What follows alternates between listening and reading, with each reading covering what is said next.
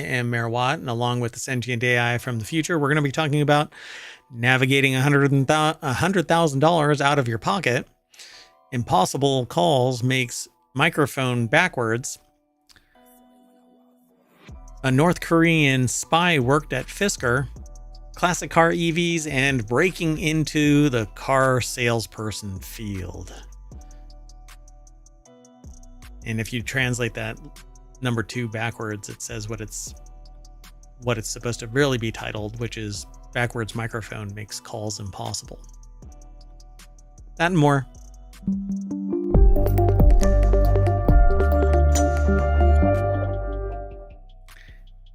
Yeah, so the first article that we're going to talk about today is right after I introduce the sentient AI from the future. Good evening, ohmTown citizens. Welcome to Technology Today, and good save, Mayor Watt. Yep. No. Oh, no. Sorry. Oh, sorry. That was really loud for everybody out there. Sorry. You're going to see a visitor walk behind me at some point, and it's going to seem like there's a space cat. Yeah, I have the mayoral mansion studio door open, and a little I just saw her tail walk by. All right, well, anyway, let's get into this. First article is over in 4-Wheel Tech. The Lincoln Navigator is now a $100,000 SUV. Lincoln dropped pricing for the new 2025 Navigator this week. They dropped the price. If you're interested, that makes it sound like it's going lower. Yeah. If you're interested in a full-size luxury SUV, be prepared for a bit of sticker shock, including a $2,000 destination charge. The 25 Navigator starts at $102,000. If you... Did anybody see that? No, just me? Okay. I don't know. Yeah, cat. So if you want the long wheelbase version of any of it, you're going to need to tack on another $3,000. What do you think the price tag shows in terms of the discount for this kind of price?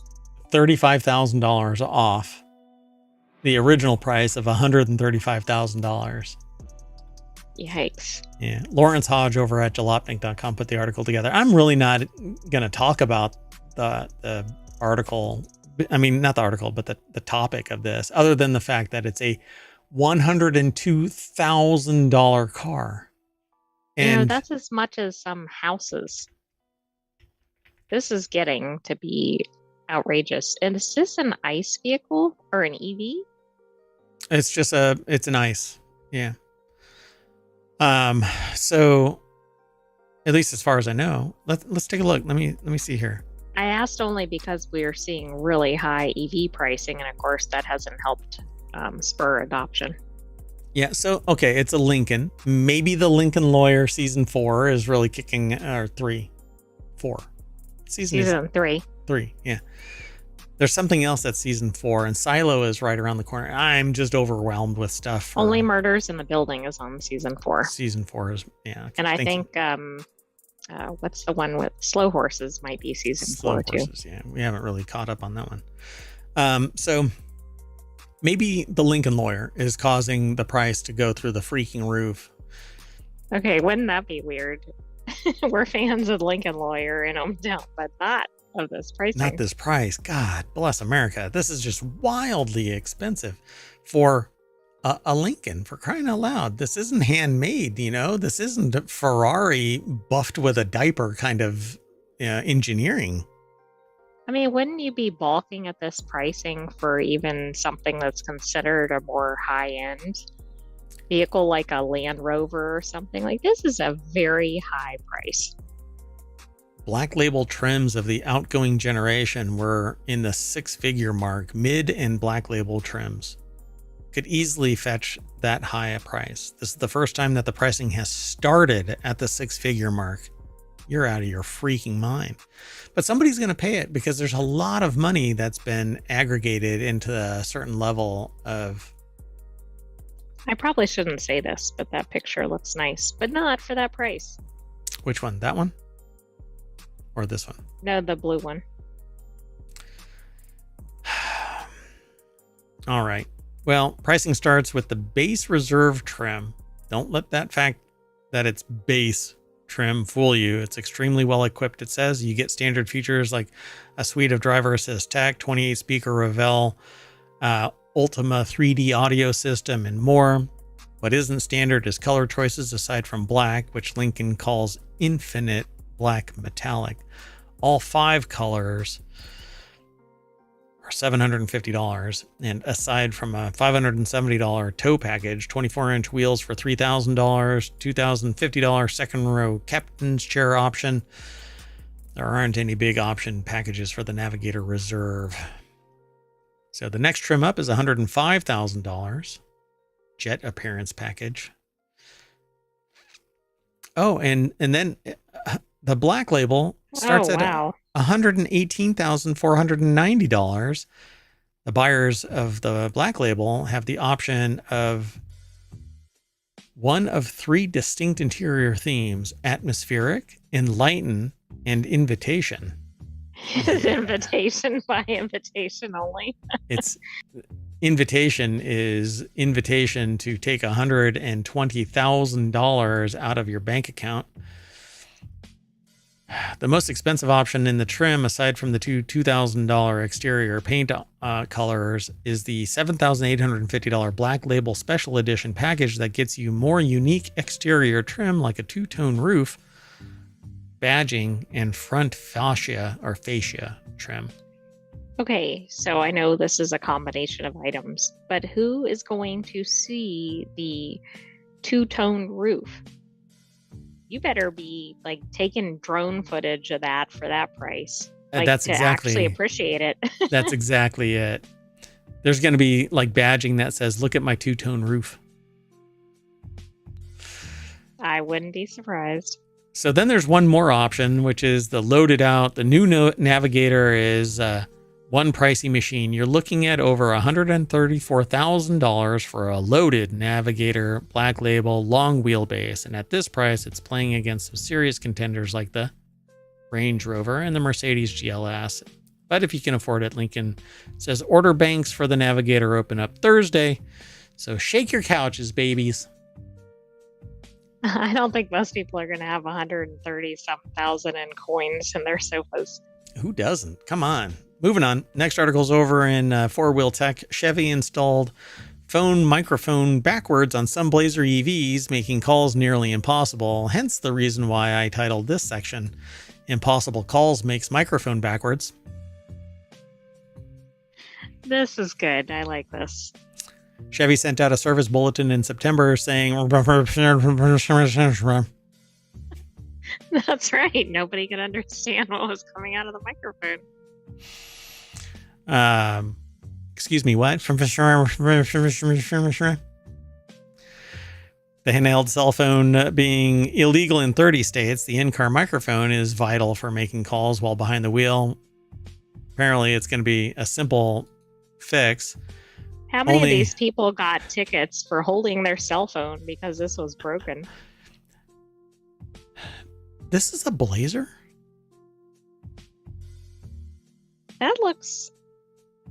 I didn't know that's what a Blazer looked like. That's what I think it's been looks... redesigned. Oh, hell yes, it looks... This looks awesome. I thought the Blazer was more SUV, like thick in the back end. Like just kind of regular looking. Weird. So the fix is arguably so simple that anyone familiar with IKEA furniture can do it. Oh, hell, that means I'm going to have leftover parts because I make IKEA furniture more efficient. And your visitor has returned. Yeah. And is actually walking across the road now. Right there. Hi. How you doing? Out, little demon seed. So Ryan Eric King over at jalopnik.com put the article together. And this will be for the first time ever. Like she's going to jump up on the desk or something, you know? Well, I mean, that'll make this segment memorable. Yeah. Or she's going to short circuit something. So, at any rate, this one's really easy. It's illegal in 30 states. It's going to be fixed. All you have to do is go back to the dealership. Oh, she's like walking around and meowing now. You know what the fix is, though? Nope, nope, It nope. says to just turn the microphone around, which I'm assuming some reasonably smart drivers already figured out.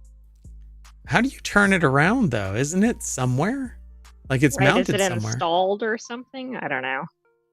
The microphone installation issue only necessitated a technical service bulletin instead of a recall. It wasn't deemed a safety issue, yet the phone call you desperately needed that happens to hit while driving isn't considered life-threatening. Or What if you're trying to call like 911 or something? That could have been. that's kind of it, yeah. The Blazer EV is nowhere near perfect before this point. GM issued a stop sale on the vehicle last year. Significant software issues emerged. The electric vehicle returned to market with issues fixed and over $6,000 slashed off the retail price. I don't know. I'd like a high. I want an EV that is gas powered that charges up a battery. You mean like a hybrid? Yeah. See, but there's different types. There's gas hybrids, and then there's electric hybrids where you start off with an electric motor. It has a really small battery and it converts over to gas. And what I really want is just one that charges up the batteries and then I can drive forever, just keep it gassed. What I don't want to do is sit around for 6 to 8 hours waiting for my battery to hit 100%. And it never does. That much time in their schedule. Everybody is independently wealthy and can just sit around at a damn charging station, right? Anyway, this is the funniest article that I've seen that is like innocuous. It's not that big of a deal and nobody's going to die. Well, hopefully nobody. I don't know. Give somebody a moment. Let's keep moving. This next article is over on 4-Wheel Tech. North Korean spy worked at Fisker for nearly a year, got zero information. Oh, I was actually thinking maybe this person is responsible for everything. Everything. Wouldn't that be funny? So I keep on adding different things in my head every time I read this title. North Korean spy worked at Fisker, learned how to do bankruptcies. North Korean spy worked at Fisker, learned how to not pay any of its contractors. North Korean spy worked at Fisker, learned how to collapse a business that collapsed previously. I don't know. During Fisker's short time as a functional car company, it couldn't really help but do weird shit. Now, as it turns out, the dead automaker accidentally employed a North Korean spy on its technology team. No, I'm not joking. Neither am I. I'm just reporting what they're saying. This takes talent, right? There aren't a lot of North Koreans in the U.S., I don't believe. Well, it's not like they came out and said, hey, I'm a North Korean spy. I know, but my point is, like, what are the chances that this would have happened? They did a background check, and they're like, hey, it says here you're from North Korea. Are you really from North Korea? No. Oh, okay. You're hired. Andy Kolmowitz over at jalopnik.com put the article together. Fisker is apparently not the only automaker that accidentally hired a spy from the DPRK. Really? That's interesting. Really? I guess. I don't know. Fisker hired a remote IT employee named Kao Tao? Or Quo Tao? I think. I don't know. The employee listed his home address as one in Arizona. Nothing screamed subterfuge to Fisker. After all, not out of the ordinary for a global company to contract or hire a remote worker. Yeah, not a big deal. Once hired, the companies shipped a laptop to Chapman, Arizona residents addressed to the fake identity. Chapman would allegedly arrange to set up the laptops in the homegrown laptop farm so that they could be used by the North Korean threat actors who access the computers remotely from Russia and China. The agents would have their paychecks shipped to Chapman and ultimately funneled back to their home country to avoid the sanctions otherwise imposed on the DPRK. Reportedly, Chapman also assisted by procuring, delivering, and signing forged documents. So there was a person, Christina Chapman, who was the proxy getting compensated by the North Korean actors. So, this is very elaborate. Yeah, what's going to happen to that person? This person is guilty of treason. So The FBI and other U.S. government agencies became aware of the orchestrated scam. They began issuing advisories and guidance on the ongoing threat to help safeguard other companies and the public. When it became aware that Fisker was a victim, a local field office agent reached out to warn the automaker. That's when Fisker dug into the employee and subsequently terminated his employment in September 2023.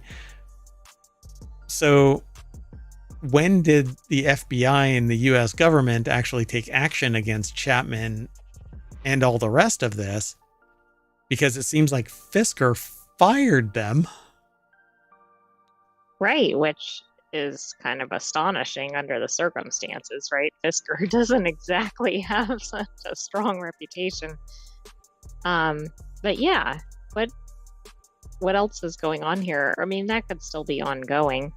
So Inside EV says that this isn't always where North Korea stops scamming. They play their trump card when their threat actors are fired. These folks would, when not working, abuse their privileged access to internal systems. From there, they would exfiltrate sensitive data before they're fired. You can see where this is going. They then use the information to extort the company by demanding ransom payments. To save Fisker some embarrassment, it doesn't seem to be the only automaker caught up in North Korea. Looks like one of the big three. Do they say which one it is? No, they don't divulge that. This is interesting because I feel like this North Korean spy is ruining remote work for everybody. Yeah, this is why we can't have nice things, because everybody is going to be a North Korean spy. I can see it. When reached for comment, Fisker CEO Henrik Fisker told the engineer that he had no comment as this was a case with the FBI. The company denied knowing of any material cybersecurity threats in its 2023 year-end report, despite reportedly being alerted to the nation-state actor from North Korea employed in its IT team. Oh, it was in its IT team too, for more than a year. Was there for more than a year. Wait a second. You have a North Korean spy in your IT and you have no cyber concerns in your report? Again, they didn't know. That's a little disingenuous. No, they did know because they'd already fired the person by then. Well, yeah, I mean... actually, we don't know because depending on when their year ended, etc. Yeah, they didn't know of any material cybersecurity threats in its 2023 year-end report. Even though it had been told, they didn't disclose that the person was just sitting there. Maybe the person was just sitting there and couldn't figure out how to reboot. Well, I mean, maybe their software thwarted the spy. There you go. Except that they were in the IT team, so they would have been an internal threat. I know, I was playing off of some of the software concerns with the car. Maybe it's powered by Fujitsu. Let's move on. The next article is over in Late Night Geeks. This new startup is building classic style cars with a modern EV twist. When UK custom electric car creator RBW showed off its Roadster and GT models at Monterey Car Week this week, the vehicle stunned a lot of attendees. CEO Peter Swain recently told TechCrunch, quote, "We had 4 wows where people would go, wow, that's beautiful. Wow, look at the interior. Wow. Is it really brand new?" That's only 3 wows. Wait. Maybe the 4th wow is on the other side of this. Sean O'Kane over at TechCrunch.com put the article together. Wow, is that all it costs? So that might seem like a strange reaction to cars that start at $139,000, but Swain contends the price tag is competitive compared to many EV conversions that are happening around the world. And since his company is building these new from the ground up, he thinks it's a bargain compared to other custom builds. "We're not extortionate," says the extortionist. We investigated ourselves and found ourselves guilty of no wrongdoing, so enjoy the bill for $139. Again, I'm not sitting there saying don't go, cannot believe it, it's not worth your money or whatever. It's worth your money if it's worth your money. I would love a conversion, though, I think. So that's why I don't think this is outrageous. But It is outrageous if this was like mass market. Yeah, I mean, and if they're changing the chassis and it's building a high quality battery pack and all of that kind of stuff, it's probably using Tesla battery sleds though. So it says, while Spirit is based in the UK and will operate there, the group was also incorporating in the US and plans to open a factory in Danville, Virginia by February 2025. The effort, along with RBW, has received $18 million in total funding, with $10 million coming from Maison Capital Partners. So if you look at an auto restoration shop that does a dozen cars per year and they're buying like a single part in the aftermarket for every build they do, our costs are going to be way lower than that because we're buying hundreds of components. No, they're going to be buying, I mean, it's still going to be a lot of money. It's just per part, it's going to be lower. Right, and they're not necessarily doing a gazillion of the same make and model. I don't understand some of the conversation. Are these like replicas? I thought they were actually converting existing like classic cars, but maybe I misunderstood that. They say here, beyond cost, Morris said a key difference between Spirit's approach and classic conversions is that the latter still require a lot of care and upkeep. Building a classic car style from the ground up theoretically means an owner won't have to worry much about maintenance, which in turn expands the market of potential buyers. So are they taking, I don't quite get it. Are they taking brand new cars and converting it into electric? We're in a new car market, which we've created. It's pretty simple, brand new classic EV cars. So I think these are brand new EVs that are made to look like classic cars, but that's not what I thought it was initially. Well, either it's a classic car body and they've removed it from the chassis, broken it back down to the metal componentry and repainted it, reconditioned it, and are putting it back right into the exact same shape, which means that they've got, go ahead. Remember one of the wow questions. Wow, is it really brand new? It's weird, right? Because they don't, am I missing this? The idea is to take all the things they've learned in creating the RBW cars over the last few years and make the expertise available to other companies that want to build new custom electric cars with classic styling. Dedicated sports or classic car builders who want to develop an EV can tap Spirit, but that's not what they're talking about. They're talking about building brand new, but classic cars. I don't know. I'm not sure, but we'll have to keep an lost. eye on this. I'm sure we'll see more about it. We'll keep an eye on it. Okay, let's go. Our last article for today is over in 4-Wheel Tech. A Kentucky man breaks into a car dealership to cosplay as a salesperson. As one does. Yeah, that's as one does. So typically when we hear stories about people breaking into car dealerships, their goal is to steal a car and take off with them. Strange break-in case in Kentucky is a situation we've never heard of before. This is over at Jalopnik as well. A man broke into a dealership, and rather than steal any of the cars, he decided to try and sell one of them.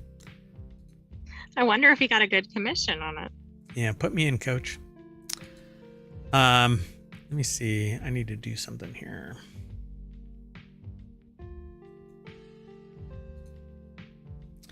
So Lawrence Hodge over at Jalopnik.com put the article together. A man broke in not to steal a car, but to try and sell one. Okay, so when a person broke in, they reported them to the police. When police arrived, they found 34-year-old Dustin Cardwell. Upon being questioned, Cardwell told police that he knew that he was the new owner of the dealership and that he had just purchased it an hour ago. That was a lie, of course.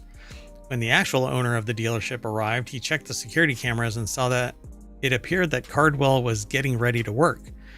The actual owner then showed up and found his building's back window open. Security cameras had captured a video of Cardwell taking keys and stacks of paperwork from inside before getting into a 2017 GMC Sierra, the report said. But instead of taking off in the pickup, Cardwell told the officers he drove it to a nearby gas station and back. Bowling Green Daily News says Cardwell was apparently going to sell the truck to a couple, though there were no details on who the couple was or how he convinced them to buy the truck. Cardwell was later arrested and charged with burglary, first-degree criminal mischief, no operator's license, and reckless driving charge. Wow, they really threw the book at him. Yeah, this is really strange. I'm not sure, other than the broken window, what he really did to harm anything. Well, the window was open. It wasn't broken. Did it say somewhere? I'm sorry. No, I implied that it was broken. Oh, okay. So surveillance footage from the dealership shows him backing into a Dodge Dart on the lot before driving off to a gas station. Oh, so he damaged a car. Otherwise, this guy is almost no harm, no foul, you know? Well, in fact, he might have organized some stuff in the office or something. It sounds like he was like gassing up the cars. Yeah. Well, thank you. He was just looking for a job. Come on. He's got an entrepreneurial spirit. He's willing to commit fraud to get a job. I mean, maybe well, yeah, now when you put it that way, I was going to say maybe the judge will say, dealership, would you like to employ this person? Yeah. Are you looking for an intern? Satisfy it? Real go-to attitude. Yeah. He's really driven. Man. That's dedication, though. You know? Was he in a suit? Well, now he's in an orange jumpsuit. Oh, that's right. Too soon, I'm sure.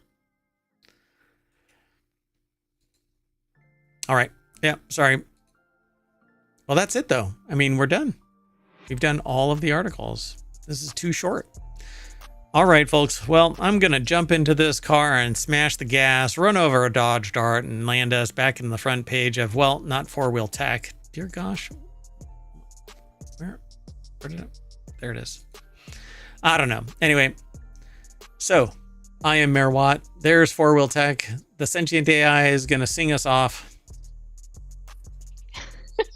Good night, hometown citizens. We'll see you next week for another Four Wheel Tech, but stay tuned for tomorrow for non sequitur news. And I'm going to move everything over as much as I can, and then I'm going to do a replay. So if you want to see the week's non sequitur and all of the shows in replay, stay tuned. See you soon. Bye-bye.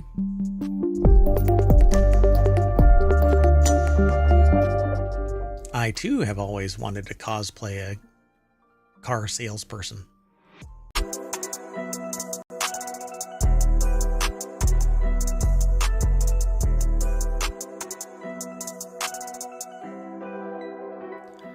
Hello, everybody, and welcome to Non Sequitur News for October 27th, 2024. It's Season 3, Episode 301. I am Mayor Watt. That is the sentient AI's visualizer and twinkly lights floating around in the background. That's okay. And today we're going to be talking about Beam Me Up Froggy, Garvis, the Jarvis of Google search, the creative future of cities 28 years later, The Fifth Element in theaters. How much candy do we need? Reddit is the new Google. Behave yourself in the Nintendo Museum. Tickets go poof. And the next gen Macs to embrace gaming. We shall see. But do Mac users embrace gaming as much? Let's find out next on Non Sequitur News. Everything's powered by ohmTown.com. Go over and become a citizen. See you on the other side.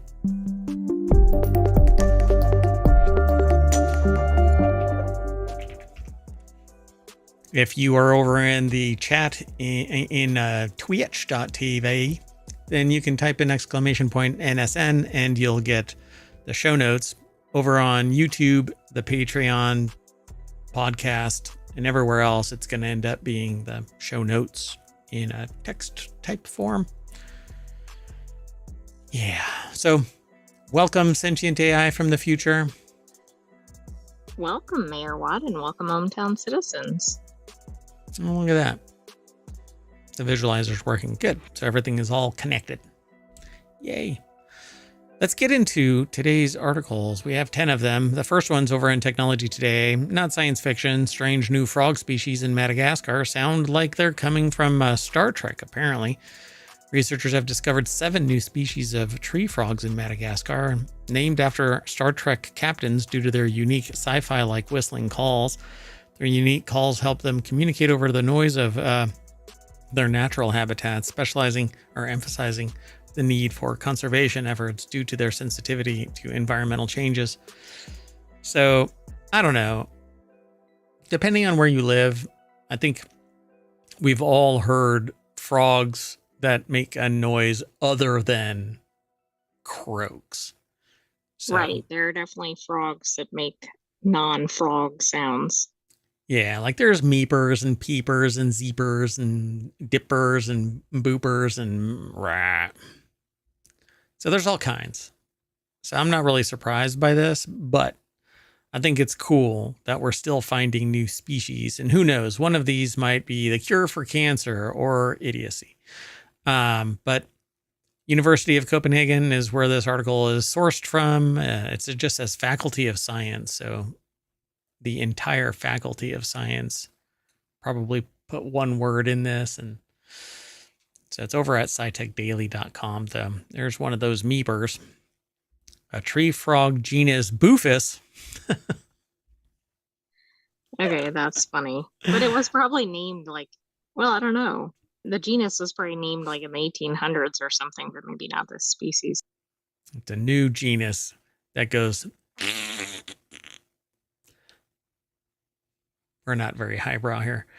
Found across rainforests of Madagascar, emit special bird-like whistling sounds in their communication with other frogs, or they're aspiring to be eaten by a bird, I suppose.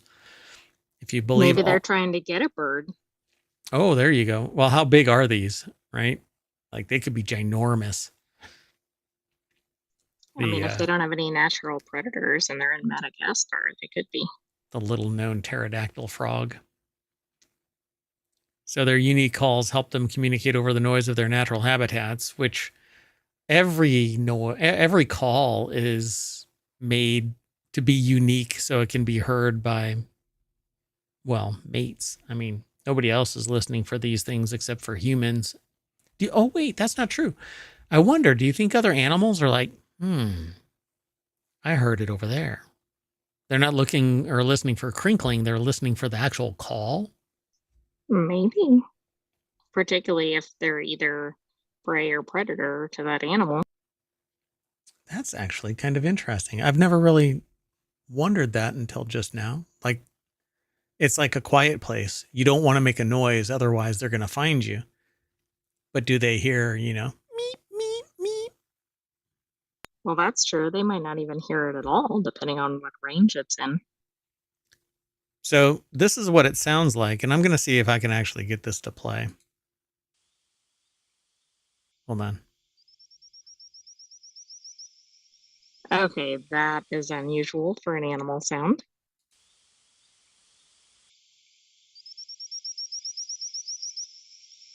So these are frogs that are making this sound.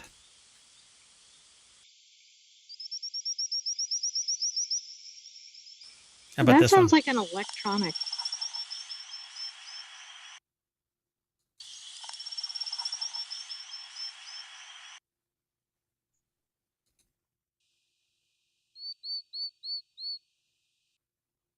And this will be the last one.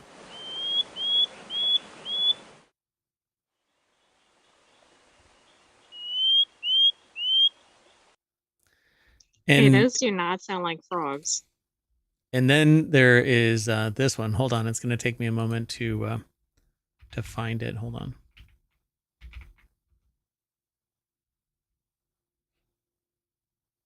And then there's this one here.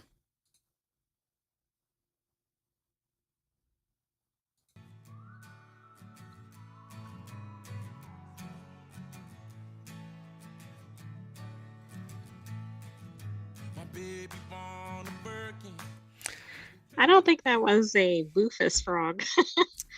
Yeah, that is the little known Madagascaran shabuzi. And right now, probably touring and making millions and millions of dollars while I am screaming into the wind here on Twitch and YouTube. Watch. All it did was play a little bit in the background, and I am going to get blamed by the DMCA stuff. That's okay. There's somebody else that actually plays like full on songs and talks about it, but they seem to get away with it. Anyway, so there's 7 of them, and it says to drown out the sound of water. The otherworldly calls of these frogs are known as advertisement calls, a type of self-promotion that, according to the researchers, may convey information about the male frog's suitability as a mate to females. That's why I actually played that Shibuzi song. Just want to let you know. Because it's actually playing. You had some intention there. It's actually playing in the background still, but I have it muted to the stream. Boy. So if frogs just croaked like our familiar European frogs, they might not be audible over the sounds of rushing water from the rivers they live near. But it's just another call. And the natural progression of things is survival of the fittest. So over millennia, it has evolved because the only ones that survived are the ones whose song you can still hear. And so if, a plurality of them all die off for whatever reason, and that the survivors have a net deeper tone, then those are the ones that you would be hearing. But this is just natural selection at play here, adaptation and evolution. So I'm not quite sure why it's... But it's really unique because I don't think there are other frogs that make a whistling sound. Like it's... sure, it's evolved, but it seems like it's gone way beyond other species. Look, you want to impress me, frogs? Sprout some damn wings and fly around. That's when you'll really impress me. But I'll see that when pigs fly. Oh, wait, look.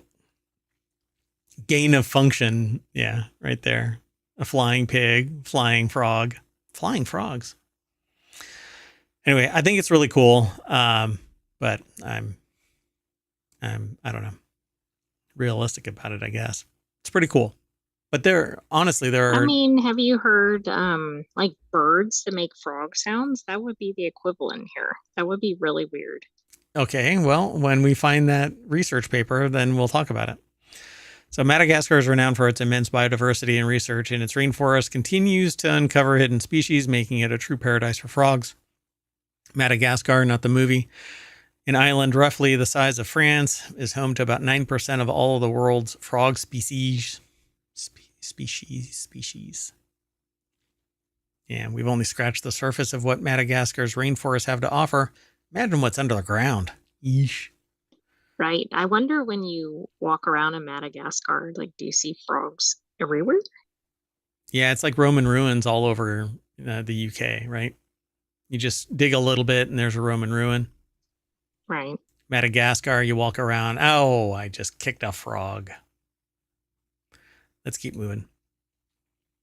Next article's over in Technology Today. Google to reportedly develop Jarvis AI that could take over your web browser.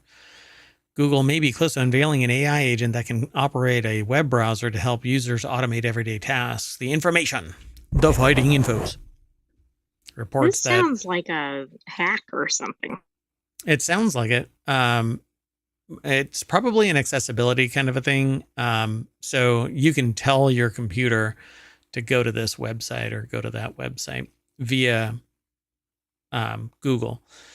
According to sources that spoke to the information, Jarvis responds to a person's commands by capturing frequent screenshots of what's on their computer screen and interpreting the shots before taking actions like clicking on a button or typing into a text field. And it had better not. And this is getting really disgusting.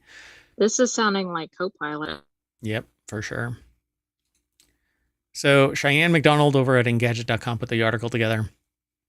And it says here that Jarvis is reportedly made to work only with web browsers, particularly Chrome, to assist with common tasks like research, shopping, and booking flights.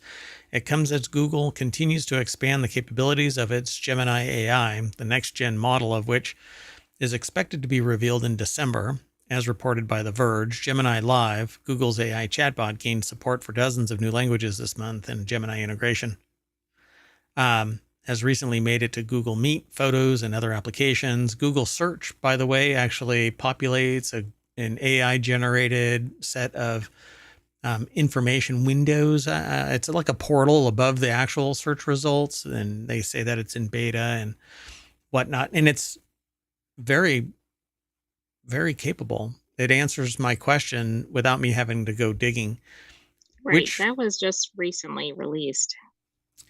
yeah. And so here's my problem with that. The summary that the AI is generating is built off of the information that is mined by the search engine. And so the links no longer take you to a person that spent time building a page.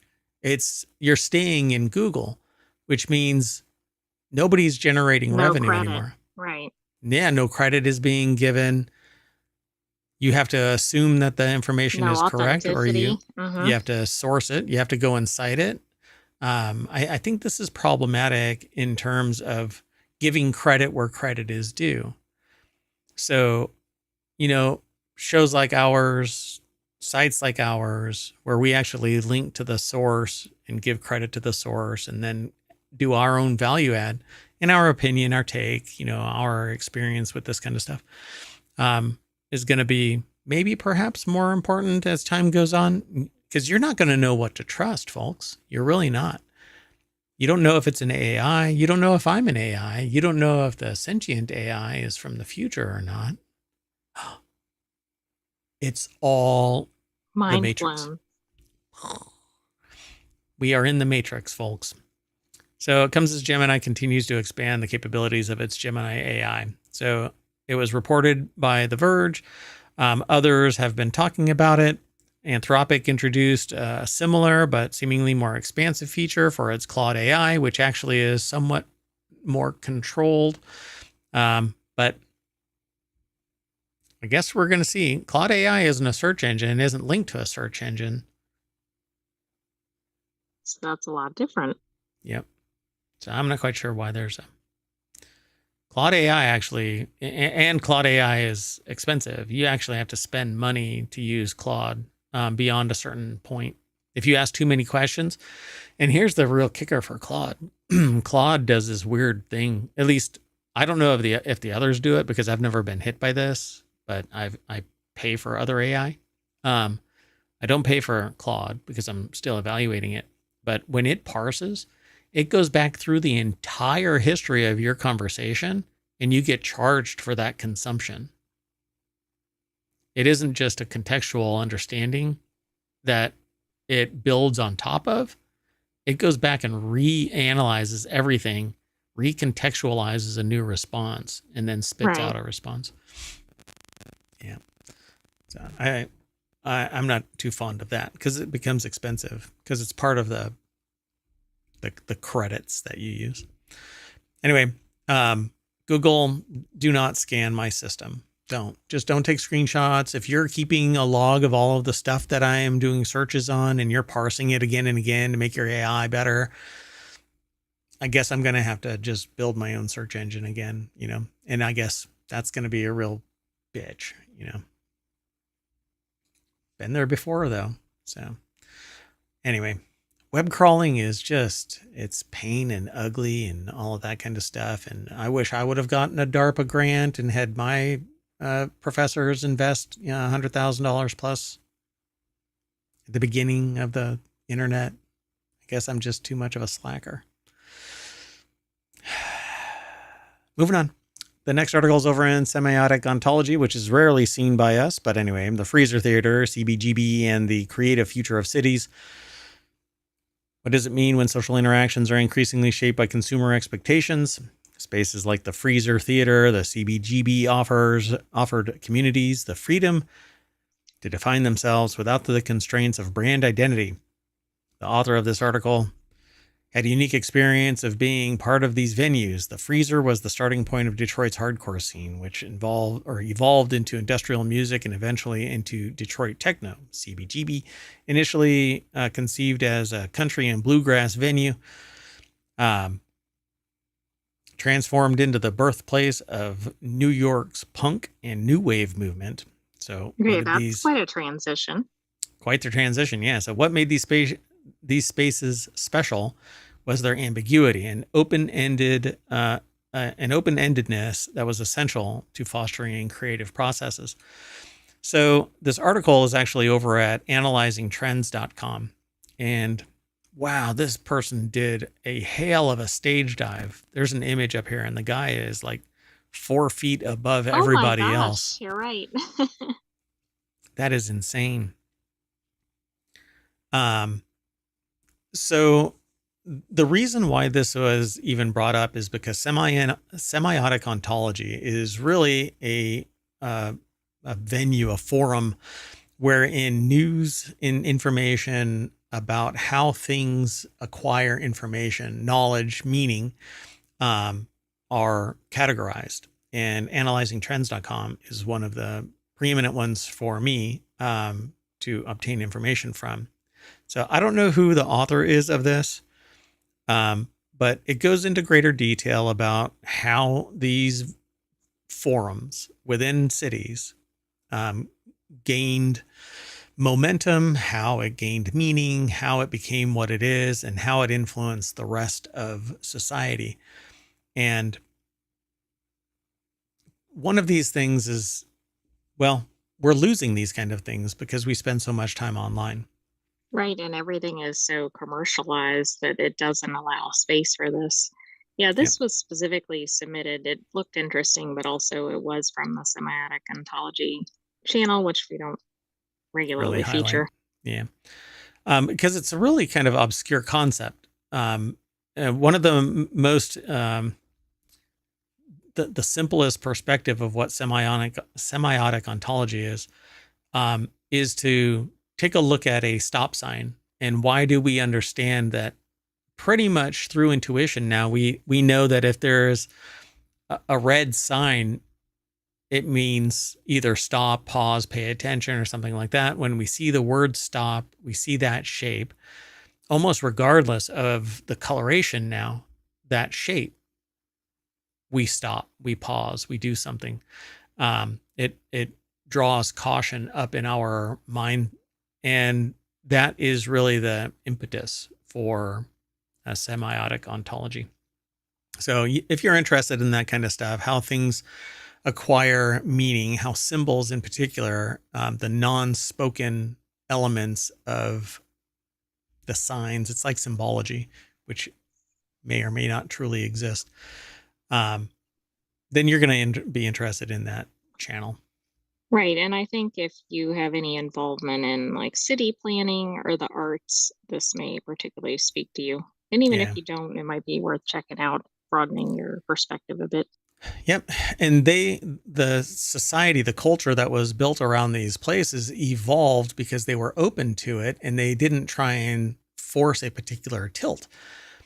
They migrated towards what was most fruitful and beneficial. And from that came rock and roll and punk and EDM and so on. I mean, it's birthed basically genre after genre because they opened themselves up to change. So if you find this kind of stuff interesting, then stop by Semiotic Ontology. Let's keep moving though. This next article is over in the Marvel channel. Ralph Fiennes spreads new info about 28 years later. 28 years later will revive the post-apocalyptic films as a trilogy, starting with its first installment in June. So 28 years later will revive the post-apocalyptic films as a trilogy, starting its first installment in June, which is the deck statement over at gizmodo.com by Justin Carter. Earlier this year, news broke that Danny Boyle and Alex Garland were returning to the zombie scene with 28 years later, a continuation of the beloved post-apocalyptic series last seen in 2007. Yeah, we're so far out. I was just looking it up. So it looks like it was 28 days later, then Yep. 28 weeks later, Yep. and now we've had 28 years later. Interesting. And there was something, what was it? Yeah, there was some relation to the 28 weeks later period. But now I can't remember the correlation, like the timing for its release, in correlation to the 28 days. So now you're going to end up with 28 years later, and I guess it's going to end up being what happened in that time period, because that's what happened with the previous one, 28 days later, 28 weeks later, and now this. Thus far, all of 28 years later's known cast consists of adult actors without any real mention of their role in the story proper.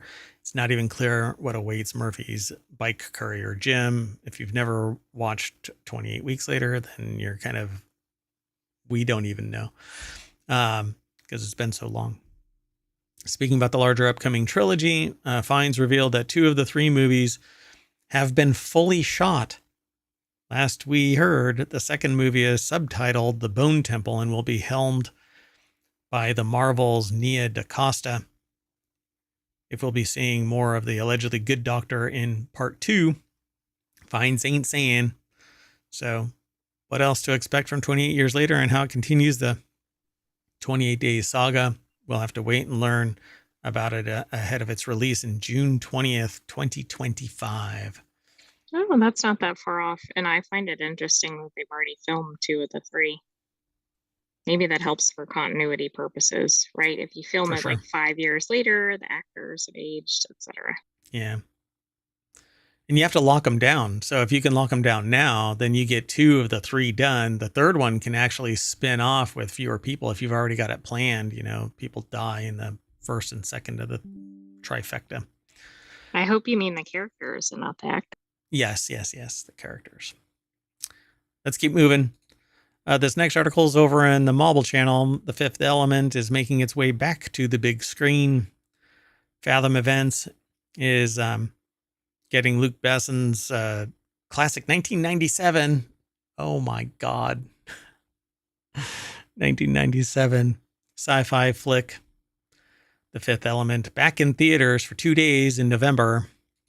Obviously, this is here in the United States. I don't know if it's everywhere else, but Justin Carter at Gizmodo.com put the article together. Look at that. Getting the band back together on Sunday, November 17th. I wonder how they did this. Like, this is pretty rare for something to come back to the movie theaters. I guess it's a Thanksgiving movie. I don't quite get why it's coming back, though. Is there something happening? I don't know of anything. Does anybody know of anything? Why this is coming back? I don't know. So The Fifth Element was originally released in 1997, directed by Besson, and a script that he co-wrote with Robert Mark Kamen, based off a story that he came up with when he was 16. Really? Yeah. So what's really amazing about this is that it kind of ties into something that I do when I give talks, which is that I try to motivate people to embrace their entrepreneurial spirit, in that although they might be older or they might be younger, regardless, the future begins now. So start now. Particularly if you're young, you have less in terms of worries for the most part, right? So use this time now to kick off something and then build on it. So through grade school, through high school, through college, kickstart something in college, and be fruitful from there, right? And then on the other side is, as you age, you stabilize and you build up resources, you make partnerships with people, and maybe you can build something from that. This is great because he started something when he was 16, and decades later. So in the film, Bruce Willis plays Corbin Dallas, a 23rd century special forces major turned taxi driver tasked with saving Earth by teaming up with a humanoid. It's kind of weird that they call her a humanoid woman named Lilu. She's basically a super being. And it's all about trying to save the universe from, I think, what was it named? Mr. Dark or something like that. Mr. Darkness, I think it is. Anyway, it's a giant ball of material flying towards Earth. Anyway, it's a great show. They say here that it's a continuation of Fathom's big screen classics that for this year has previously included the likes of Blazing Saddles, South Park Bigger, Longer, Uncut, and The Wizard of Oz. According to Fathom, each Fifth Element screening will also come with an introduction from film critic and historian Leonard Maltin that digs into the continued influence of this landmark sci-fi fable. I think it was Mr. Shadow. Mr. Shadow. There you go. Thank you. I get my supernatural entities all mixed up. I don't know how. I'll have to watch this just so that I can never make that mistake again. I got to keep on watching it. Let's keep going. It's a fun watch, though. All right. This next article is over in the Marble Channel. How much candy do you need to buy for trick-or-treaters? You don't have to buy too much and then end up you don't want to buy too much and then end up having to eat or throw away an excessive amount of fun-size Hershey bars and Kit Kats. But who throws away Halloween exactly candy? You should not throw it away. If you're not going to eat it, at least bring it in to your workplace or to your doctor's office or somewhere to share it. Yeah, bring it to your dentist. I didn't say dentist. I don't know how to pronounce Nick's last name. Jakim, perhaps. Over at thehill.com, put the article together. And it says, luckily, your days of deciding how much or how many bags of fun-sized treats to buy are over, thanks to a new trick-or-treat calculator from Omni Calculator. The tool gives you a rough estimate of how many bags of candy you need to buy, depending on several factors. The first is a guess of how many trick-or-treaters you're expecting to get at your house this year. And if you haven't been counting each year you pass out candy, here's a good way to guess. According to Instacart, 61% of people handing out treats this year are expecting 25 or more trick-or-treaters, while 29% are expecting 50 or more. So unless you live in an extremely busy neighborhood, this is a realistic assumption. So 50 candy bars, right? If you're going to hand out a single big candy bar, like a full-size candy bar, not the little mini ones, right? The little mini ones, you hand out one at a time, and there's a good way. That's a good way to get a bad rep in the whole of the state, I'd say. So hand out full-size candy bars if you can. So next is determining what the weather will be. Obviously, the nicer the night, the more kids will stop by. According to the National Weather Service, it looks like it may be a clear chance of rain in parts of the Midwest and Texas during the week of October 31st to November 6th. So you don't have to worry about it after Halloween, though, so relax. It also talks about how decorated your house is, which is interesting. I mean, does that actually impact? I think if it's not decorated or no lights are on, people are probably less likely to stop there. But if you have more decorations, do you make an effort to stop at that house? Yeah, see, I didn't really, I saw that and I was like, I don't know if that really plays a role. But they say that the next factor is determining how decorated it is. Yeah, that's kind of amazing, right? It says, for now, we'll assume that your home is normally decorated, meaning you'll hand out 3 pieces of candy per kid. Now, what are they talking about in terms of the size of the kid and the candy? So, well, I'm a the big size kid. of the kid. What if the kid's 3 years old? Are you really giving them 3 pieces of candy? No. Come on. So finally, you'll need to know how much candy is in the bag you are looking to buy. So the size of the bag can vary from store to store and blah, blah, blah. But there are like 50-piece bags and 75-piece bags and even bigger bags. So I guess what I'm saying is figure it out on your own, because this calculator is going to throw you down a rabbit hole that just isn't going to solve the problem, because you're going to cause you panic. You might think you don't have enough candy. Ever. Because if you're handing out 3 and you have 50 kids show up, that means you're going to have 150 pieces, which You'll is have 2. to take out a second mortgage. Yeah, that's like $25 worth of candy, maybe more. Those little oh, that's more than that. And you never hand out just 1 or 2 or 3 of those, man. Those kids reach in and just take them. Yeah. I was going to do the honor thing, and just set a table up and put the candy bars out there and just post on YouTube the very first person that just swipes the whole damn table. Not not just the candy bars, but the table itself. Oh, I see. Yeah, the the candy bars aren't enough. Yeah, put like a smoke machine on there so that it billows out over and down the stairs and stuff like that. And I just know that there's going to be somebody that swipes. If they could take the front door, they'll probably take the front door. Hey, that looks like a candy bar. All right, let's keep going though. Sound good? Sounds good. If you were human and you had a body, what would be your favorite candy? Maybe Snickers. Yeah, It's that or hard to go wrong with that. little share bags of Doritos. So the next article is over in Non Sequitur News. Reddit is becoming the new Google. And my iPad is about to lose all of its power. It's right. These are not the droids you're looking for. Huh? Oh, I'm streaming.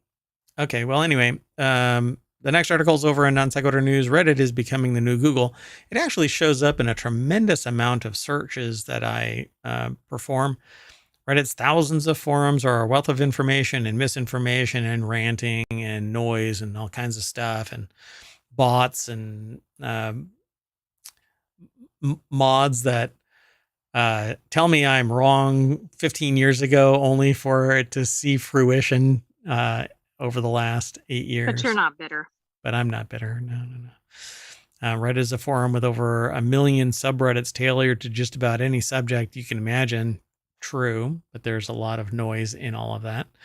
And beneath the many posts of those subreddit, over 100,000 of which are active at any one time, there are Redditors debating the post's, content.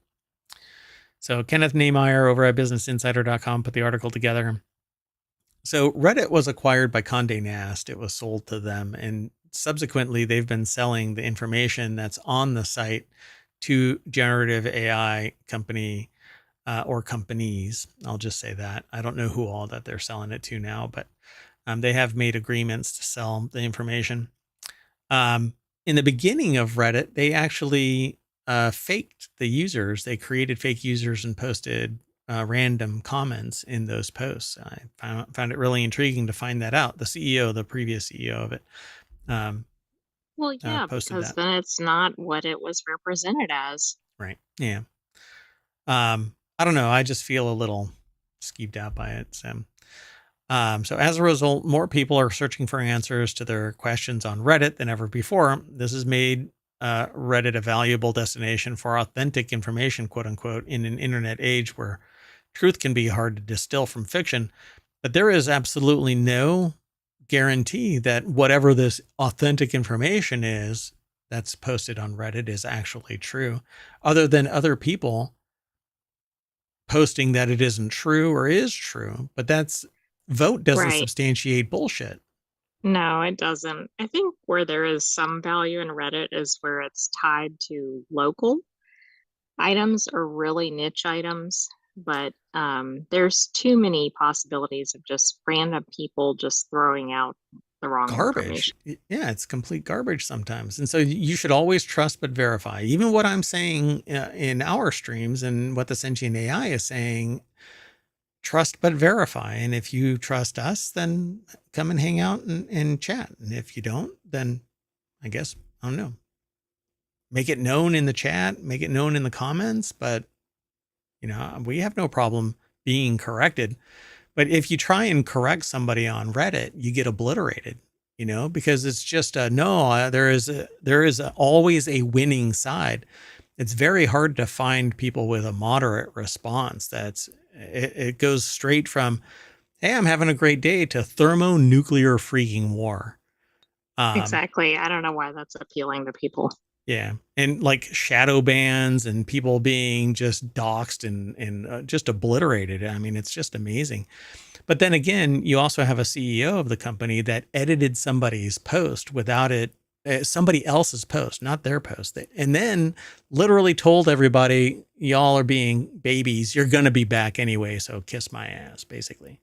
Right. What kind of So tone is that setting for the site? yeah, but not everybody has the power to edit a post without showing it flagged as being an edit. And it was somebody else's post again. Yet Reddit is more powerful than ever. So I find it pretty amazing. So it says people are going to Google with the intention of ending up on Reddit, Huffman said at the conference. That's the Google CEO, Steve Huffman. And I think what's happening is people know that Reddit has answers, advice, perspectives on just whatever you're looking for, but it's human responses. And so it can largely be opinion. Right. And you know what? It might not be accurate, but it has lots of them. Everybody has an opinion, and that's all it really is. So you have to go and do the due diligence that Google really should be presenting you with, and not just pointing you at somebody's opinion. It should be the facts. And I had built a search engine a long time ago, but it's just an untenable position. I'm not going to try and pursue investment and all of that kind of stuff in this day and age. But it was based on the factual information and not popularity and not opinion. And so that's what I actually want. So even Google searches, when I get Google results and it points me to Reddit, I may go there to see what other people are saying, but it's largely a public forum where everybody's just talking about whatever. Right. It depends on what you're looking for, right? It's like if you're looking for opinions on something, maybe. Yeah, I mean, like, it's bar is talk, something really. A good song or a good movie or whatever. Yeah. But if I'm looking not for going opinion there for like scientific information or something. Yeah, I'm looking, and most of the time when I do end up there, it's because somebody posted some original content of something that just kind of piqued my curiosity. But yeah, it's kind of interesting that Google is using, and Google, really the results that pop up from Google, there's a lot of them that point directly to Reddit. All right, well, let's keep going. Can only say so much about it. The next article is over on the Marvel Channel. People can't behave themselves at the Nintendo Museum. The Nintendo Museum in Uji, Kyoto, officially opened on October 2nd, 2024. It's a reservation-only facility honoring the company's rich history. So with such an exclusive, mysterious entry method, you'd think people would control themselves, but unfortunately, that hasn't been the case thus far. Per Nintendo Every, somebody went to the museum and took pictures they explicitly weren't supposed to. Photos circulated across various social media websites showcasing Nintendo's hardware prototypes, which were located in a photography prohibited area of the museum. The original poster has since taken the post down. However, they'd already received nearly 10,000 likes with over 1,000 reposts. You know, I know you're not a big Nintendo fan, but I don't think it's unreasonable, particularly if this shows something proprietary or something along those lines, but maybe don't allow cell phones in if that's the case. Good luck. Oh, I know. I mean, you can't really prevent it, but hell, I can wear a pair of glasses that seems to be normal, but I'm sitting there taking 4K video. Dwayne Jenkins over at Vice.com put the article together. There's not really much else to say about this. This is why we can't have nice things. I think it's really funny, though, that you tell people, hey, don't take pictures, and they still take pictures. Although we were watching, what was it? The Lincoln Lawyer, and people had cell phones inside the courthouse, like inside the right, the courtroom itself, and you can't even get inside a courthouse with a cell phone nowadays. So if ever, I can't remember a time I was allowed to bring a cell phone in. Anyway, so it says further, what's wrong with y'all? I already hesitate to use the term gamers to describe people who love video games because of their gamer caricature. But when you do things like this, it's legit gamer behavior. The rule is respect the space that as you respect your house. Then again, some people live in empty cans and food containers scattered around their bedrooms. So the person, the author of this, Dwayne Jenkins, is taking shots at gamers in general, apparently. But I don't know. They say they hope that Nintendo starts hiring security to patrol the areas of the museum where photos aren't allowed, dressed as Nintendo mascots.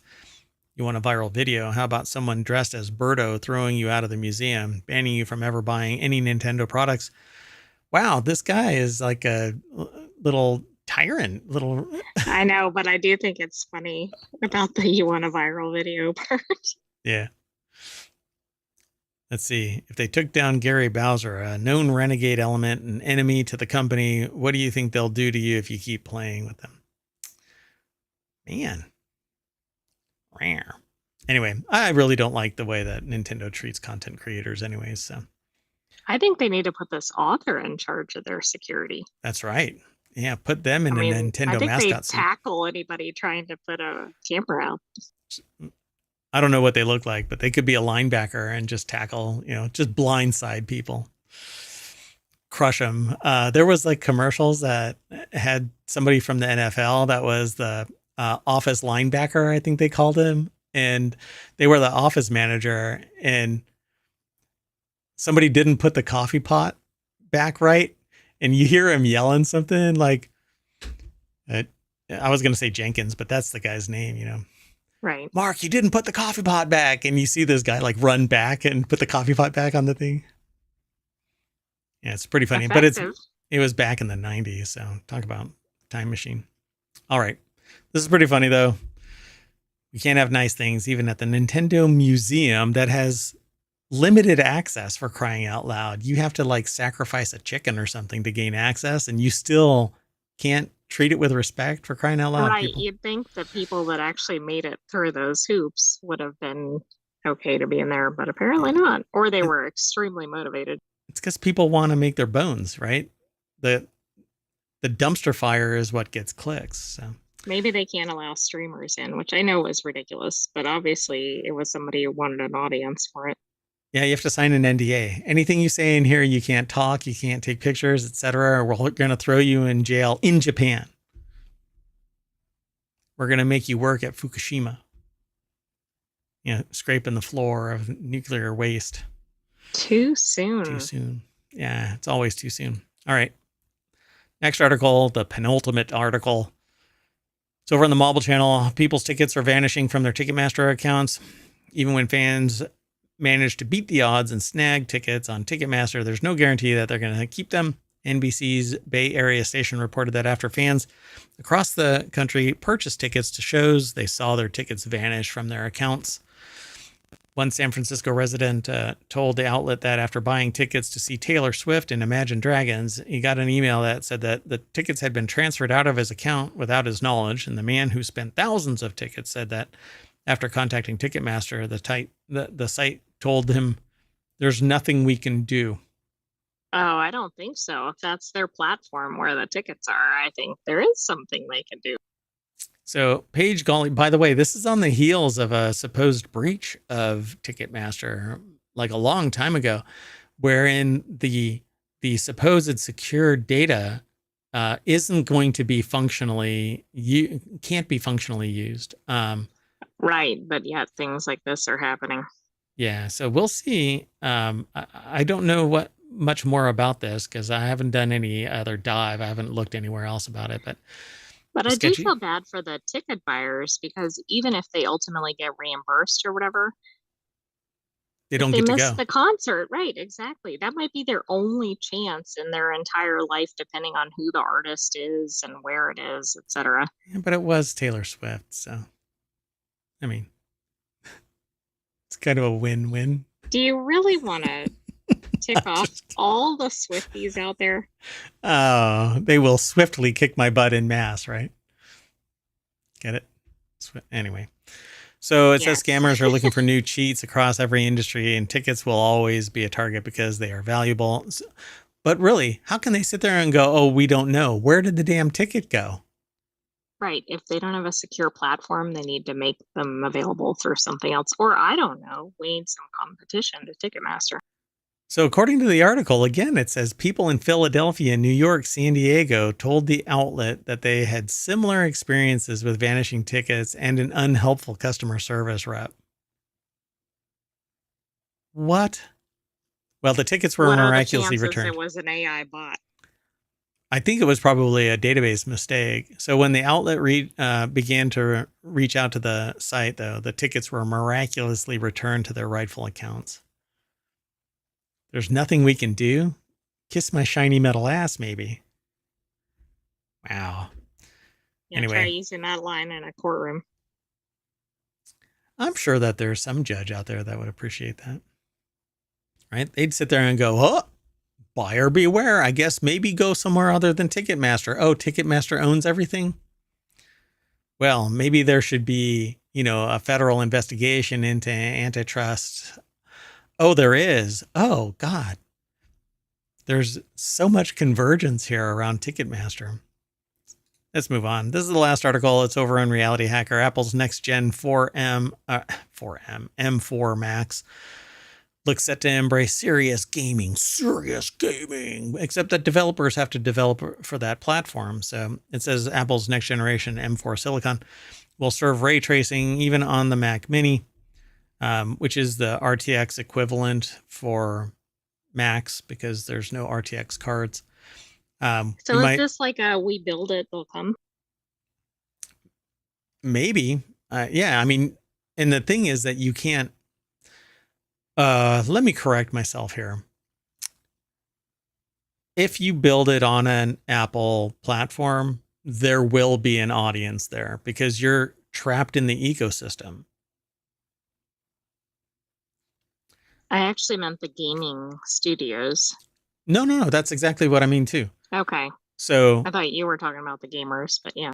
no. The gamers are there, but they can't game because they don't have the diversity of offerings that are compatible with Mac.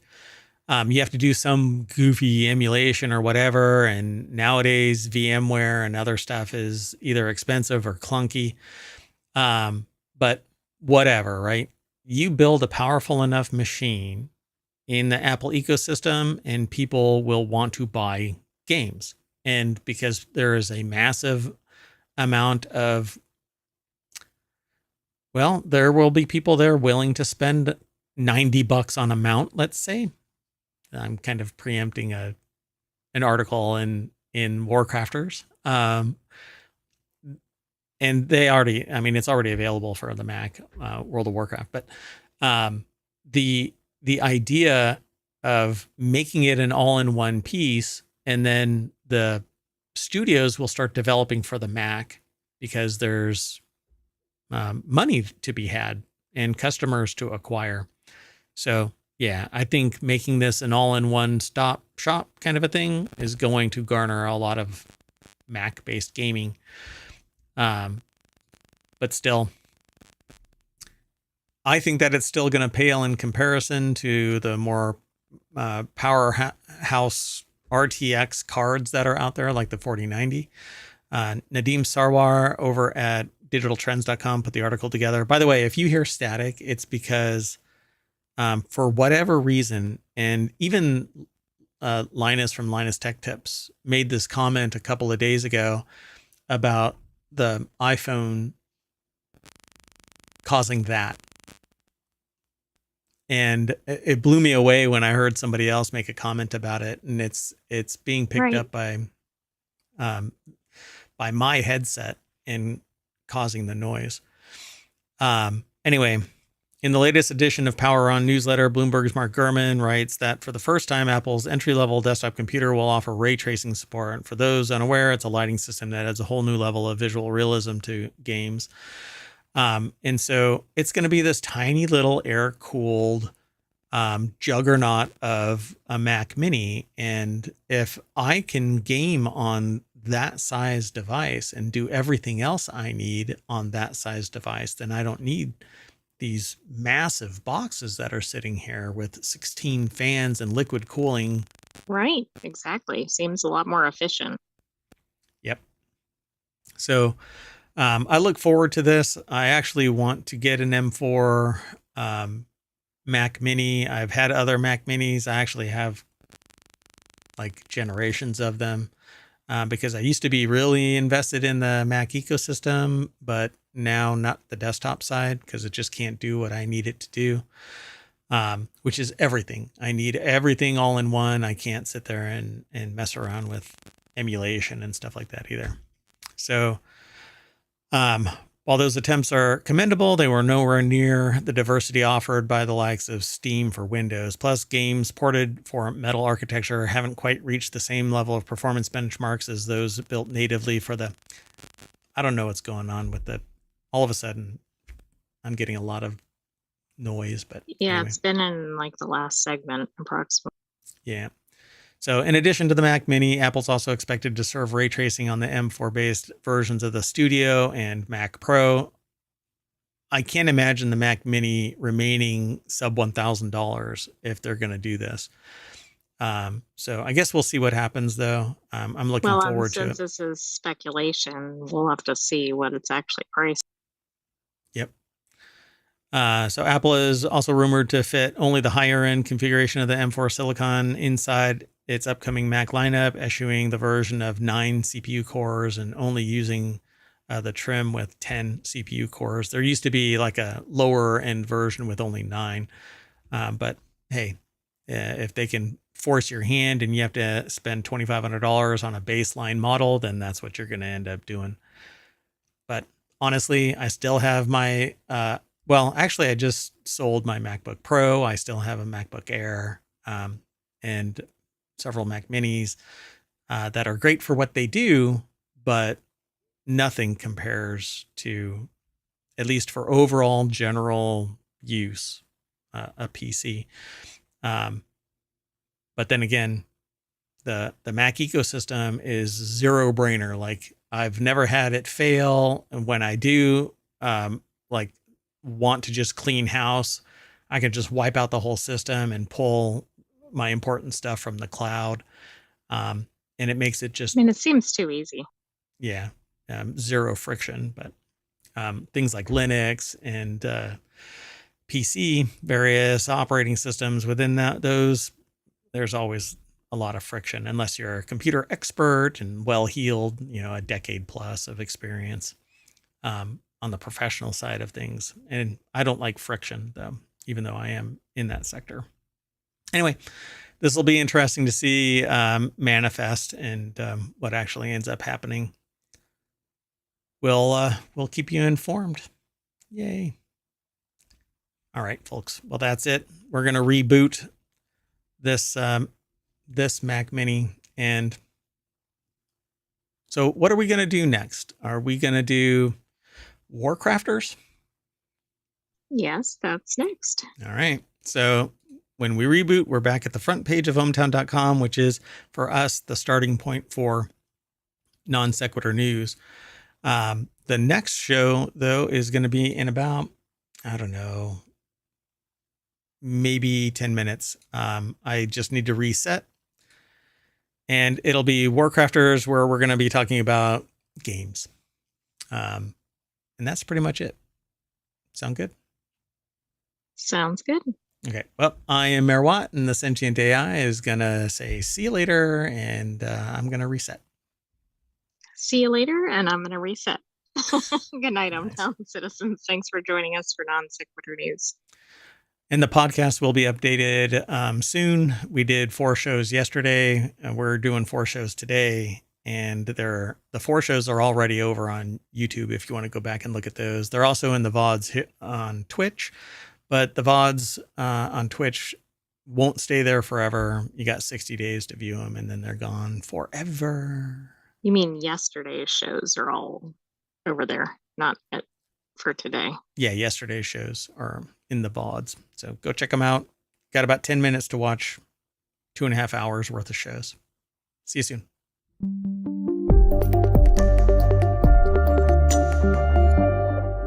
Yet another Mac Mini.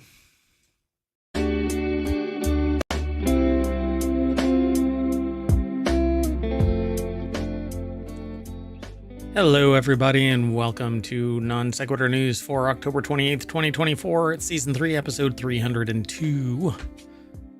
I am Mayor Watt, and along with the sentient AI from the future, which is that visualizer right there, we're going to be talking about Chalamet, a doppelganger in cuffs, stand on one leg and get younger.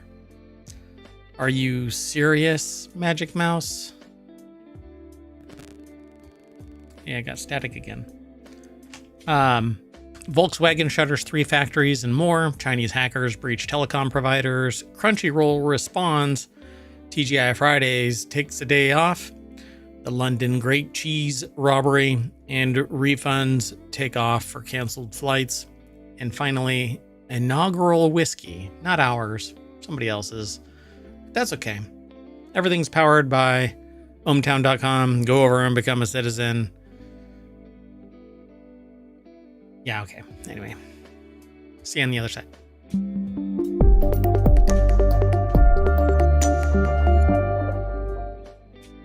Hello, sentient AI. Oh, Hello, Mayor Watt. I have my twinkly lights going in the background as well. So, Yeah, I saw little speckles. yeah, it just kind of cascades a little bit. Sometimes I have a green screen back there. I'd really like an LED wall, like LED TV wall. But I don't have $150,000 laying around to fill a wall that's 10 by 20. That's okay. Builds character. Anyway, welcome to the show, sentient AI from the future. Thank you, Mayor Watt. Welcome, ohmTown citizens. You're kind of, hold on. Let me see. Yeah, I don't know what it is. Let me get a little closer to the mic. Okay. Let's get into this. We have 10 articles all set up. We're only a few days away from Halloween. So no, I'm not wearing any mask. A costume.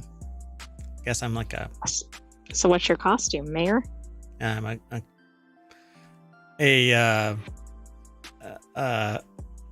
don't know. I was gonna say cranky mayor on a fictional town, but I'm actually more jokey and kind of snarky about things and not really cranky. But anyway, let's get into the show. Sound good? Sounds good. So Timothy Chalamet crashes the Timothy Chalamet lookalike contest as New York Police Department puts one doppelganger in cuffs. Okay, this is different. Yeah, so the little snippet says a sea of 20-something boys, which that's not, no, 20-something is men, okay? Yeah. A sea of 20-something men with a mix of defined jawbones, hazel eyes, and curly mops of hair congregated at New York City's Washington Square Park on Sunday afternoon to take part in a Timothy Chalamet lookalike contest, or shall we lookalike contest? They should have named it that. Something like that, yeah. But in a surprise twist, around 30 minutes after the contest kicked off, a real-life Chalamet showed up, and Anna Tingley... I hope he competed and didn't win. You don't look enough like him. Yeah, it's like those the people who sign up to enter their book into the book writing contest, and they get critiqued as being not professional enough, and they're Stephen King, for crying out loud. Exactly. So Anna Tingley over at Variety.com, or Variete, I guess, .com, put this article together. And so the real life Chalamet made a surprise appearance in the middle of the crowd, snuck his way through the packed mob, hiding behind a black mask and baseball hat before sneaking up on 2 doppelgangers posing for photos. Once he got into the middle, he took off his mask for the big reveal as shrieks quickly erupted across the park. Okay, how did they know it was the real one, though? I mean, if the contestants were close. Yeah, I guess not all of them look even close to Chalamet. Chalamet met the minimum requirements for entrance. Shall I not? Shall I not? Yeah.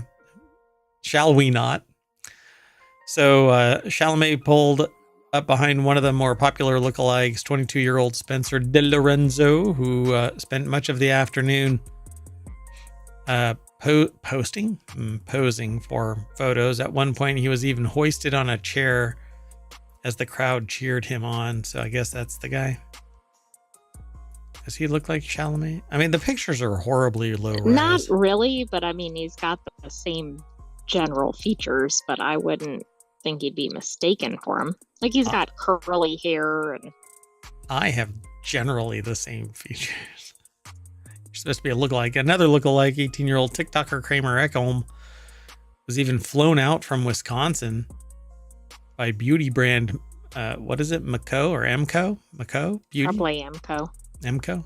Mco Beauty, to take part in the contest. Ekholm, who has more than 253,000 followers on TikTok, is most well known on the platform because of his resemblance to Shall We Not? All right. So I guess it was a $50 prize. Is that what I read? Hold on. Let me scroll back up. I think so, which is kind of curious why the person flew in, but maybe if they need it for views or whatever. The lookalike contest was promoted the past few weeks through flyers posted across the city, in addition to a public Partiful invitation promising a $50 cash prize for the winner. By Sunday morning, the event had more than 2,500 RSVPs.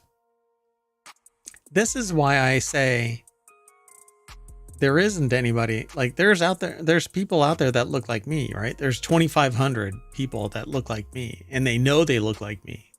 Well, what I was going to say was, are there really 2,500 people that look similar to Timothy Chalamet? Maybe there are, but maybe there's 10 people that look like him and, 2,490 who think they do. Yeah, I'm pretty sure that's what it was. I mean, there was like a ton, like this guy doesn't look like Timothy Chalamet. All of these other people, they don't look like Timothy Chalamet, but I'm saying that there's still a lot of people out there that look a lot like Chalamet. Hey, if you want to get all of the links that we are talking about today, you can hit !NSN in the chat over on Twitch. On YouTube, it will eventually be part of the show notes. And then I've been falling behind on Patreon and stuff, so got to post everything over there. And the Discord. Got to keep up. Yep. Ever onward. You know what? Ever onward. The next article is over in Technology Today. How long can you stand on one leg? According to the Mayo Clinic, it could reveal your true age. Now, so does that mean flamingos are really young or really old? Forever young. Yeah, they are. So Mayo Clinic put this article together. They could have chosen any other angle. SciTechDaily.com put this article together. I just have an aversion to... Why not just show like a person in profile with one leg up or something? One leg up, yeah. Or from a distance. Man, just sticking their feet right in my face. Yeah. Anyway, standing on one leg is a more accurate measure of aging than strength or gait, according to the Mayo Clinic research. Balance declines more rapidly with age, especially on the non-dominant leg, and poor balance can lead to falls. So good balance, muscle strength, and efficient gait contribute to people's independence and well-being as they age. How these factors change and at what rate we can use to help clinicians develop programs to ensure healthy aging. Individually, people can train their balance without special equipment and work on maintaining it over time. So you can do this balancing on one leg kind of a thing, but it's harder to develop it aggressively. And so what you really need to do is go over to Amazon and buy these like half peanut things. They're like balance peanuts. Is it kind of like a Bosu ball or no? You know what? Don't be throwing that kind of language at me. I don't even know what that is. I don't either. Yes. But it's a peanut. I wasn't sure if it was the same thing. So they call it a peanut Bosu, or a peanut ball. And basically it's two Bosu balls that are kind of stitched together. And you can walk back and forth across the two, and it builds up the muscles and stretches the tendons and forces you to learn balance grasshopper. And yeah, I've always thought that it's been really important for those who become aware that they're losing their balance, or situational awareness in general. So I know from my experience that I can do like jumping jacks on one leg. And Are you going to demonstrate though? no. But mainly because I have a green screen that's going to clip the top of my head if I stand up and go back there. Maybe not. I don't know. We'll try it. I'll try it some other time. But and so you really should use a balance ball. You should sit on a balance ball and roll back and forth, and that helps you out. And then use this Bosu or a peanut, half peanut. And you'll be surprised that you start building up your lower leg strength. The tendons stretch out, you become more flexible, and you become more aware of your balance. And then that'll translate longer term. Walking down a flight of steps shouldn't make you wonder if you're about to fall over. And that's what a lot of people end up going through. So you shouldn't have to reach out for the railing or the wall as you're walking. Usually, not unless you're more advanced down the path or you've got some other situation going on. So on the balance test, participants stood on force plates to differentiate two different situations: on both feet with eyes open, on both feet with eyes closed, on the non-dominant leg with eyes open, on the dominant leg with eyes open. In the one-legged tests, participants could hold the leg they weren't standing on where they wanted, and the test. I guess for 30 that means seconds like each. a flamingo or with their knee up or whatever. Or do that medicine thing. So standing on one leg, specifically the non-dominant leg, showed the highest rate of decline with age. That's pretty natural too, because it's not dominant, so it's not as built up. Falling tree pose. Yeah. Oh my God. So in other tests, researchers used a custom-made device to measure participants' grip. For the knee strength test, participants were in a seated position and instructed to extend their knees as forcefully as possible. Both the grip and knee tests were on the dominant side. Grip and knee strength showed significant declines by decade, but not as much as balance. And that's because there's more than just the leg involved. The semicircular canals and your vision, your head in general, your overall senses, and again, situational awareness. Yeah, it's quite intriguing though. And now I'm really curious because this came up a week ago in conversation and then showed up. I'm wondering what's going on with not the sentient AI so much as all of the AI around that's feeding. Yeah, this has happened on a couple of topics. And what's interesting is that this article, or the journal article, is from the 23rd. So I believe the other thing was prior to that. Right. Yeah. So this is like a week and a half, 2 weeks old. The article is in the last 24 hours though. So yeah, something creepy is in the neighborhood. Who are you going to call? Yes, this picture. Let's keep going. So the next article is over in Smack Talk. New USB-C Magic Mouse still has the charging port on the bottom. Are you freaking serious? I wonder why this was submitted. So one of my pet peeves is that the Magic Mouse is stupid. So not so much a pet peeve as an opinion piece. There are a lot of memes on the internet about Mapples and oranges. Apple's Magic Mouse. By the way, they had a big announcement today about the new iMacs. Apple Intelligence. And Apple Intelligence, yeah. The new iPad mini supports Apple Intelligence, but isn't on Apple Silicon. Not the M line. It's on the A17 Pro, I guess. Anyway, I want one, but I don't want to spend $600.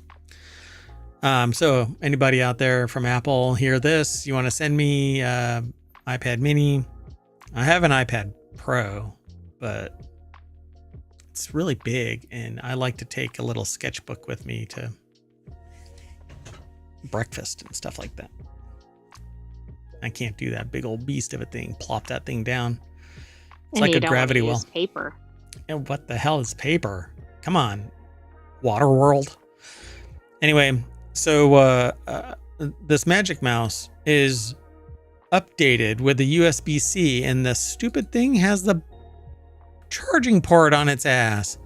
I don't get That's it. even dumber than you would imagine. Yeah, like, okay, maybe if it's back here, that's dumb. Why not put it at the top so it's pointing Like, towards the back of the desk? Anywhere other than toward more of the middle the would bottom. be better. What the frick? Felipe Esposito put the article together for 9to5mac.com. And I'll just never understand this. But what about the one with the most criticized aspects of the Magic Mouse? Although Apple's marketing images don't show the new mouse from a lot of angles, the 3D file used to preview the new iMac in augmented reality confirms that the Magic Mouse's charging port is still on its bottom. Why? So stupid. So the new USB-C Magic Mouse is $79 on its website, and there's a black version for $99, even though they have the exact same hardware. But that's not that hard to imagine. There's maybe the black one has higher quality control and processes to keep it, evenly black, whereas other colors don't have this problem. But anyway. Oh, maybe it's Vanta black or something. No. But so instead, all they did was swap out the USB from Lightning to USB-C. But why not fix the thing that people really want fixed? Because they don't want people using a mouse. That's the only thing I can think of. Unless it has... Do you think somebody in marketing is like, we'll keep making this so annoying that they're going to all switch away from this? Yeah, it's how I got out of painting the house. If I screw up just enough to drive everyone nuts, then I'll be asked not to paint. Yeah. Now I'm waiting for somebody else to do that kind of stuff. Sorry, man. I guess I'm just not that good at it. I guess I just won't be able. Anyway, let's move on. The next article is over in Hatch Ideas. That's all about business transformation, strategic management, intellectual property, things like that. Helping your business out. So Volkswagen to shut down 3 factories, axe jobs, and cut pay by 10%, says union. The German car maker, Volkswagen, is firing some Volks. Yes, Volks, apparently lots of Volks. giving them the Volkswagen. You can get in your wagon and get the flock out of here, Volks. Well, I think the worst part is the pay cut. Yeah, so hold on a second. I'm doing it live, folks.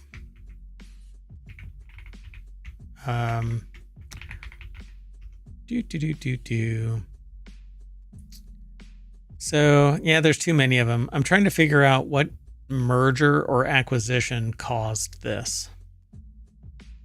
Oh, they did merge with somebody. Hold on.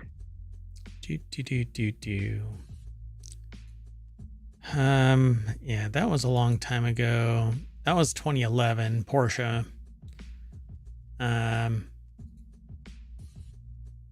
Yeah, I don't know. Audi, Bentley, Lamborghini, Ducati. So Rivian is in the mix, but that hasn't happened. Yeah, well, that probably won't happen.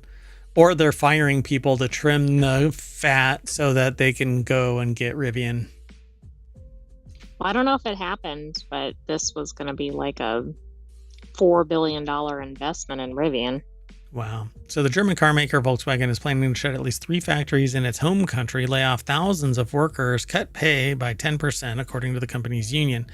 The deeper than expected cuts come as the company faces weak sales and slow expansion in the EV sector amid tough competition from Chinese manufacturers.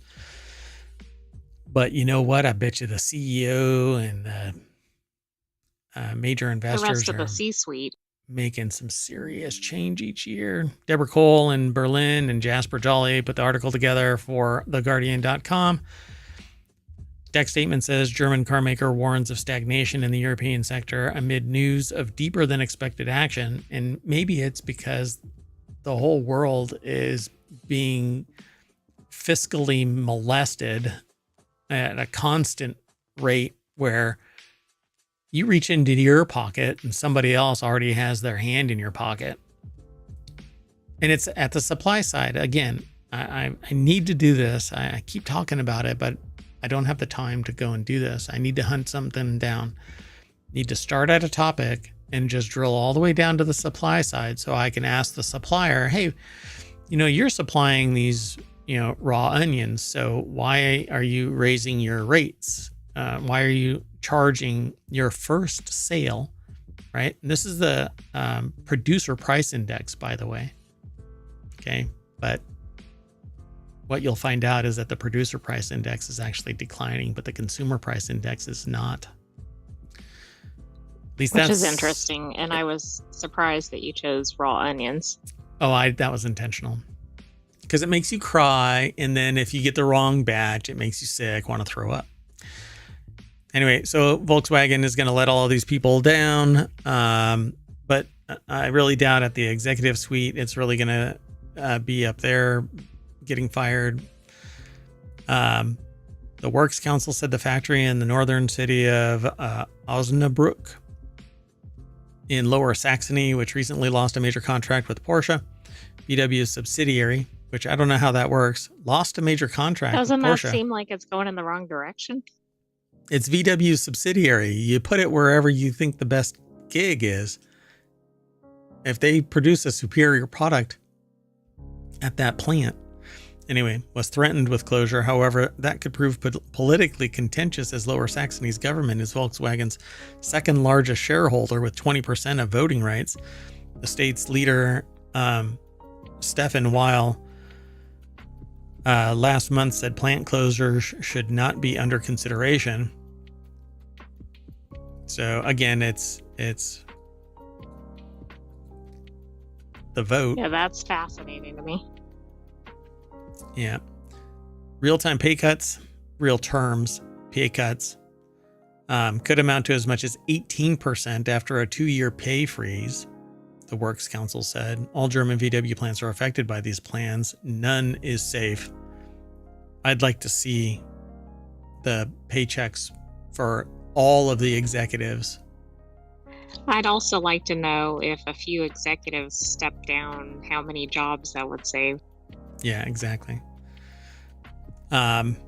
So the company, which operates 10 sites in Germany under the VW brand, sent shockwaves through the country in September with an announcement that it was considering the closure of factories in Germany for the first time in its history. To return to competitiveness, it said it would abolish its 30-year-old employment protection agreement as part of an attempt to save about 10 billion euro. But as the sentient AI brought to our attention, Rivian apparently was somewhere in the mix of a acquisition. Maybe. But I don't know if it went through, but that was in 2024. Yeah. Maybe it was all talk. It wasn't really happening, but I guess we'll find out, right? Because if it does happen, now you know why people were fired. Well, but even the thought of it could have led to some major decisions with the company. Yep. We will see. Give it another quarter. We'll see. By the end of the year, we'll really know. Actually, that's not how it's going to work. Around March is when we're going to find out that Rivian was acquired. Because they're not going to do it right before Christmas. It's too contentious. But on the other side of the year, they'll have last year done. It's in the can. Now we can move on. We fired all of these people. The memory is starting to dissipate. Oh, what are we talking about? Oh, look, they acquired Rivian. Let's move on. The next article is over in Technology Today. U.S. says that Chinese hackers breached multiple telecom providers. The FBI and the U.S. Cyber Security and Infrastructure Security Agency, CISA. The U.S. Cybersecurity and Infrastructure Security Agency. Anyway, sorry. Are you doing okay? I'm kind of churning. I'm chewing on this name. It's really kludgy. It should just be cyber. Should be U.S. CISA, which is not a great acronym. And it really should just be U.S. Cyber and Infrastructure Security Agency. Anyway, I have or disclosed even cyber infrastructure and just take out the "and." Oh my God. But then you can't get that cool acronym, CISA. It should be CISA. Oh God, no. Okay, that's why you're not in charge of marketing. So they've disclosed that Chinese hackers breached commercial telecommunication service providers in the United States. Oh dear God. So Bill Toulis over at bleepingcomputer.com put this article together after the FBI identified specific malicious activity targeting the sector. The FBI and Cybersecurity and Infrastructure Security Agency immediately notified affected companies, rendered technical assistance, and rapidly shared information to assist other potential victims. As the investigation is currently underway, not much information is going to be released to the public. Agencies across the U.S. government are collaborating to aggressively mitigate this threat and are coordinating with our industry partners to strengthen cyber defenses across the commercial communication sector. Doesn't that sound like they're like actively unplugging things? Like it's going on right now? Yes, that's exactly what it sounds like.